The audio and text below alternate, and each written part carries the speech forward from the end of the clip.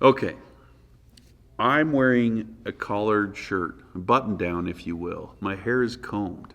I've got a beautiful purple popsicle in front of me because we have a tool that just freaking blew my mind that we're going to show you. But before we get into it, I'm not doing a thing until you smash that like. Smash it! Smash it now! Dude, that's a big round, bro! Okay, so this is the Smhaen Master Dubbing Twister. Now, as you guys all know, we've used every single dubbing twister around from old to new, and I think this is the best bang for your buck that you will get. I think it's right around 50 bucks. Basically, it's got the same awesome design as the CNF top twister that we really like, but as you'll see as we teach you some of these techniques, the hook spreads open, and you can open the hook to clamp materials down or open the thread or do various sorts of things at the vise. I think this is the first one in the United States, maybe. But this thing is awesome. I haven't let anybody else touch it. It's mine. Shout out to Marcos for sending it to us. But anyway, that's it. We're going to show you how to use it. We've got our master vise, so we need something to match the Master Dubbing Twister. The only thing that I have a beef with is this should be purple. This is probably one of the coolest devices that I've seen come out in a long, long time. If you've been in the shop, you know that I absolutely love this little CNF design top twister. A very, very capable dubbing twister. Absolutely love it. And this one adds all the features of this one, but also with this. And we're going to show you how to use that. Now, this little tool can almost replace 4 or 5 different tools. We've got the gator grip tool with the gator jaw and also the shepherd's loop, which I love. But this does both of those. We have the Stonfo Roto Dubbing Elite Twister, which, you know, this will do everything that does as well. Also, we have the Spork or the Swiss CDC multi-loop tool that has all these intricate things here. We did a video on this, and we're going to show you how this will do everything that that one does. What else we have over here, Brig? Oh, we have the Cocodrilo tool, which is basically the same thing as this loon one. So anyway, we're just going to show you some of the techniques that you can do with this. And for purposes of visibility, I'm using 210 denier in bright green. First thing we'll do is we'll just kind of show you a way to secure your dubbing loop on this. So what I've been doing is just making a normal dubbing loop, closing it off, and then when you put this in, normally you would just stick the loop in like that. That's fine, all good. And I like the shape of this because if you see against my finger, there's a little bit of a bump right here at the tip of this loop. And if you attach it the way I'm going to show you, it doesn't slide off of that loop when you're tying. So what I'm going to do is I'm going to take the loop and come on the outside of these two pieces of thread. Come on the outside and kind of slide it down, and then take this loop and put it up over the top of the hook. Now, once I have it here, when I push this, I can still open it, and it keeps it nice and tight down here. There's not a lot of sliding around. Also, it's not going to slip off the loop. So very sturdy. You can do it that way if you want, or you can just use the normal. You can just use it the normal way by putting it through the normal hook. We're going to just do like a little semi-seal loop. I really like to just stick my finger in here and keep it open with my finger. But if you wanted to use the pure functionality of the tool, you could just grab it here, open it up, place your dubbing, let it hang, do whatever you want. And while you're getting more dubbing, that loop is going to keep it closed. I really like that the resting position of this is that it's closed. With that roto dubbing twister, if you let off the tension, it would open up and everything would fall out. Pretty killer design. We will come in and grab another little chunk, open it up, And this is what I like the most about these really small compact dubbing twisters is they twist up so fast. Like you have to come back in and stop it once it's twisted up. So anyway, that's pretty much a semi-seal leech, just add a little tail. But that's semi-seal dubbing. Pretty straightforward, self-explanatory. We don't need to wrap it on the hook or show a finished fly. We'll move on to the next technique. Okay, for this next technique, I'm just going to take 3 pieces of peacock hurl and I'll tie those in. Now with the Swiss CDC tool, you'd have to have really, really long peacock for it to really work well. So with this, all I have to do is make my loop roughly the same length as the peacock, and the loop is only there to add a little bit of support. So I'm just going to stick that in there, and then I'm going to open this up and I'll put my peacock in that loop as well. The other cool thing about this is if I want, I can just let that hang under my vise. I'm not worried about it being too long, and then I can just twist that up. You don't want to twist peacock up too much or else it can break, but that's just a little bit of a twist. If I wrap that up and tie it off, you know, for any of your peacock flies that you like, prince nymphs, buggers, royal wolves, all that kind of stuff. This is a really, really super durable way to do it. Trim that off.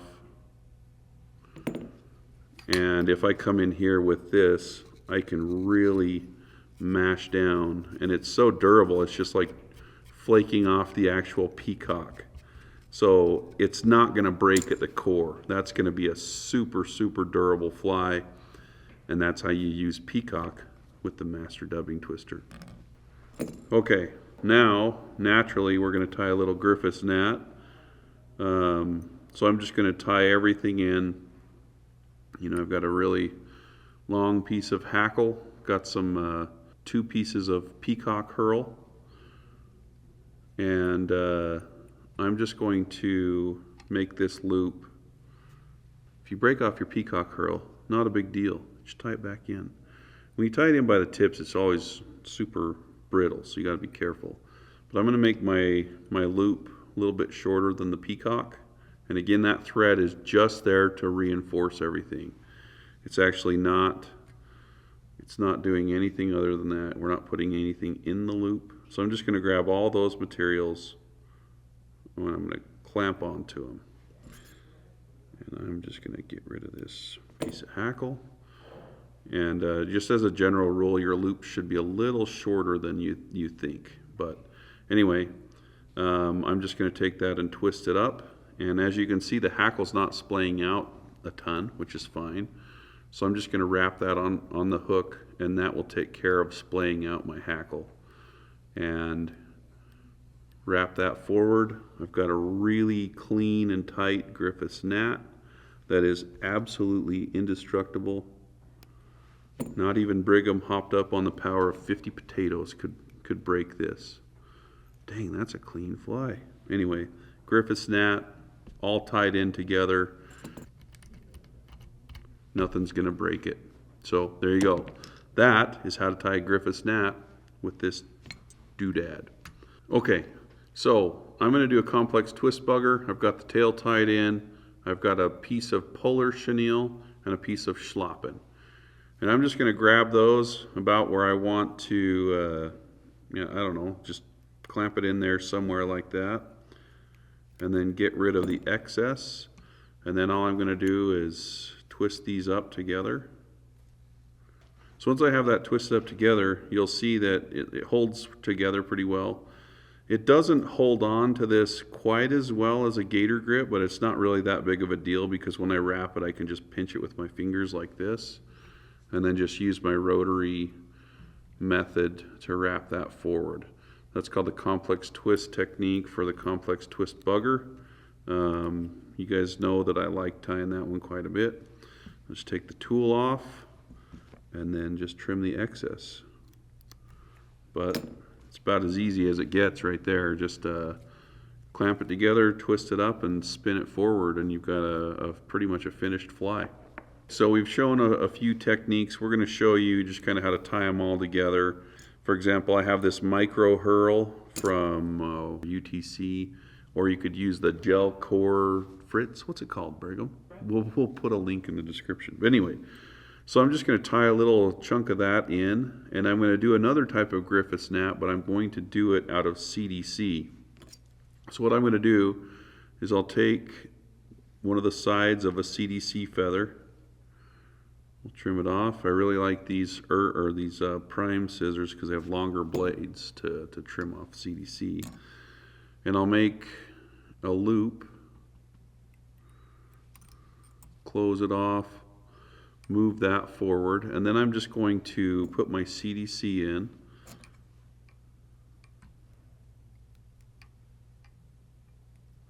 And you can do this as sparse or as tight as you want.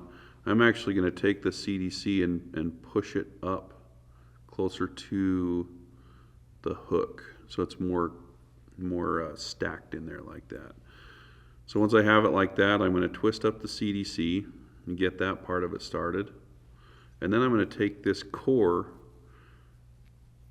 or this chenille, and put it down in my hook and twist that all up together now. So now I have like a synthetic CDC Griffith Gnat type fly. But as you can see, it's kind of unruly. You could add more CDC to that if you want, but that's just a really cool idea that's made very, very simple by this tool. I'm excited to play with a lot of this kind of stuff this summer. Another cool technique I'm going to show you is how to furl chenille. This is really useful for some carp flies, worm flies, that kind of stuff. But you could sit here and twist it up with your finger, or just take it and clamp it with this tool, spin it up real nice, and then you just take the length that you want the tail to be, and then just kind of let it lay down, help it out a little bit. But it just makes a pretty cool furled chenille look. You can use it with like the Galaxy mop chenille to make mop flies that way. But as you can see, that's a pretty dang durable little body like that. You can even do this technique with foam to make extended hopper bodies and all different types of things. So anyway, but while I have it here, let's just make like Brigham's dream fly. I'm going to take the other side of that, twist it all up, and I'll just make a huge doiner coming out the front of it. And then you could just tie in some dubbing in the middle, and there you go. Now you got the twisty worm. Patent pending. It's my fly. Don't steal it. If you want to see more videos like this, make sure you subscribe to our YouTube channel. It's critical. It's very, very important, because this is like a generational tool. And guess where you'll see it first? Here at Fly Fish Food. So check it out. There's a link in the description if you want to buy one of these bad boys as well.